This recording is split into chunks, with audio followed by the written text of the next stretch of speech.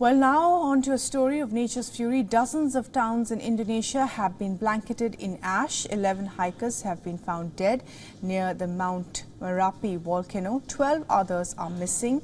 Indonesia sits on the so-called Pacific Ring of Fire, and Marapi is one of the most active of the 127 volcanoes in Indonesia. Take a look at our next report. Mount Marapi, an active volcano in West Sumatra province, violently erupted yesterday, sending plumes of ash and volcanic debris over 3 kilometers into the air.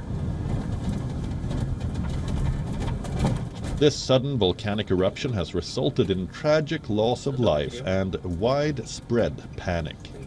At least 11 climbers have lost their lives so far. The bodies of these hikers were recovered earlier today, along with 3 climbers who were successfully rescued. Meanwhile, 12 remain missing. Roughly 75 hikers were climbing to the 9,480-foot mountain when the volcano erupted, of which at least 49 have been safely evacuated.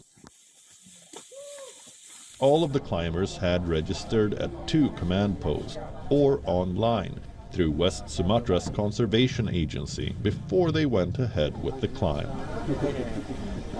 According to reports, search and rescue efforts have been hampered by continued volcanic activity in the area, forcing authorities to suspend operations temporarily for safety reasons.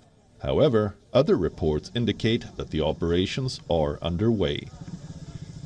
160 rescuers are working to locate the 12 missing climbers. Their safety and evacuation remains a top priority for the rescuers. 8 climbers were rescued yesterday, while 3 more were saved today. They were rushed to hospitals to be treated for burns. One of the climbers even had a broken limb. The survivors are being treated at 2 hospitals in Padang Panjang and Bukit Tinggi. Social media visuals showed the hikers with their faces smeared with volcanic dust and rain. This disaster also highlights a disturbing pattern of recklessness. Despite being on high alert since 2011, with strict instructions prohibiting climbers within 3 kilometers of the peak, many chose to defy these orders, often venturing too close to the crater. Disregard for guidelines indicate a lack of caution turned what might have been a routine climb into a deadly ordeal. As of now, 2 climbing routes have been closed by the authorities.